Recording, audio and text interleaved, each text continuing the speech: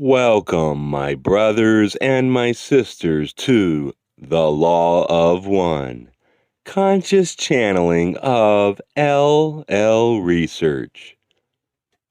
I am Hatonn, and we are pleased to greet you this evening in the love and in the light of the One Infinite Creator. We are pleased to be with this instrument once again, for it has been some time since we have spoken through her. We are grateful for the opportunity. We come, as always, dear friends, when we hear your call, and we are always grateful for the opportunity to share our simple message. The thought we send may seem at times complex, but the message all may be brought down to one simple phrase: that you shall love one another is one of the greatest services that you are able to provide to your fellow beings as you inhabit those physical vehicles that have become your temporary home. To look beyond that which is apparent, but not always concrete, as this instrument would put it, and to see that essence which lies behind and beyond the physical. To look into each other's eyes and see the love and the light of the Creator reflected, and to ignore that which is often a very convincing illusion. Strive to seek that which lies beneath and beyond the illusion, for the essence of the Creator may be seen in all, and may be grasped and held and felt, reflected and returned. The wholeness is there, dear friends. Strive for that wholeness in what appears to be a world divided into portions. Have you ever observed, my friends, the younger of your species? The span of attention seems short, and yet, for the few moments that something has absorbed a child's interest, it is completely absorbed. When one loves another, it is well to tune that spiritual love with the same intensity and purity with which the child watches the ant crawl over the stick, and therefore almost becomes that experience. Each entity that you meet is a portion of the Creator, and yet, of course, many times this is anything but obvious. There is another purity within many children, and that is the openness to ask direct questions. There seems to be no limits as to what may be asked, for the young child is completely interested in everything about you or whichever person the child questions. This is an enormous secret, my friends. When there are difficulties between two entities, the difficulties are normally due to the lack of effort upon the part of the entities to see the actual situation and emotional and mental biases of the self interacting with the other.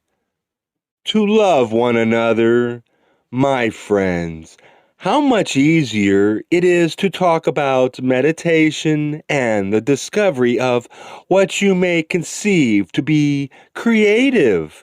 How much easier it is to speak of the one original thought that lies within you, within that deep and vast and dark silence.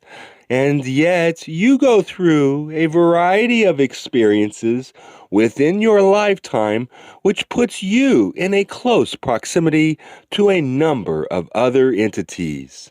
You still look at the Creator. The Creator wears a face as biased and full of self-contradictions as your own. How much more difficult it is to penetrate not only your own confusion, but that of another, and achieve communication. Yet this is an expression of love. As the sun's evening rays begin to fall upon your dwelling, you can feel before you the swelling maturity of the earth about you, the weighty roll of the waters onto the earth, and the majesty of the eternal sky. It is a wondrous creation, and the silence of the Creator pervades it, deeper, more quiet, more peaceful than can be imagined outside of meditation. And yet, just as much a part of the Creator are all the sounds made by children, colleagues, wives, husbands, children, and friends. Each is the voice of the Creator, filtered through many biases. There are times when two recognize each other, and for a magical period of the incarnation, there seems to be no biases.